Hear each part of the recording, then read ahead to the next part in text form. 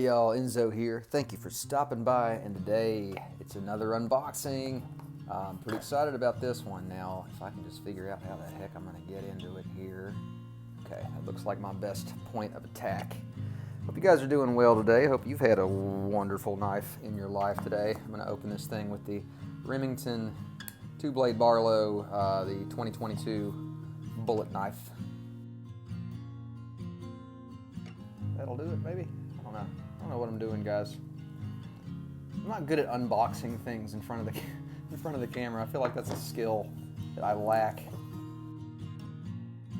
That's the key, cutting that right there. Okay. There we go. All wrapped up. No box on this one. Okay, guys. Who wants to take a guess? Is it traditional? Is it modern? Put your vote down below. All right, let's open this bad boy up. I will say that it's a knife I've always wanted. It's a type of knife that I've always wanted.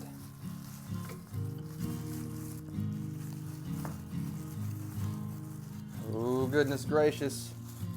Oh, look at that. Look at that jigging. My word. My word, this thing looks quite nice. Holy cow, the condition on this is ridiculous. This thing looks great. Transitions aren't perfect, but man, they're pretty doggone good. Look at that shield. Now that right there is why I wanted this knife. Check the, ooh. Oh, we got half stops. No play, no play. I didn't know we had half stops. I thought this was gonna be a cam tang. My word. Now the action's kind of mushy. Snap is good. Let's look at that blade centering, not bad. Obviously this top blade, I don't think it's an issue of the actual centering. I think that the blade is sharpened a little bit off balance, so it appears to be off center, but still it's not bad. Clip on, or I'm sorry, not clip, nail nick on the pin blade here is on the opposite side. Ooh, strong pull on that one. Dang, I am very impressed. Guys, this is a vintage knife from the 80s. It's made by K-Bar, and it's got their famous dog's head shield right there. Very iconic. I've always wanted a dog's head shield knife, and I'm over the moon with this. Oh my word. All right, so as we see from the tang stamp here, K-Bar, I don't know how to pronounce that. I'm guessing it's Olean, but correct me if I'm wrong, guys. I'm not a K-Bar expert. This is in fact the first K-Bar knife I have ever owned. But yeah, so we have these beautiful dark brown bone handles with this absolutely wonderful jigging. I love that jigging pattern. I love the swell as well. We have quite a nice swell on the handles here. A little bit of gapping down here on the back springs, but nothing terrible. Brass liners as we can see here. Nice end caps, big beautiful bolsters. Man, I'm so stoked, guys. This thing is like mint condition. There's a little bit of a, what do you call that? I guess not a recurve. You guys know what I mean. There's a bit of a, it doesn't feel like it's been resharpened. And it may come that way from the factory just to avoid the pin down here, which is pretty likely. GECs do that sometimes. So, oh man, I'm so, I'm so stoked. This thing is just wonderful. It's way better than I thought it was gonna be.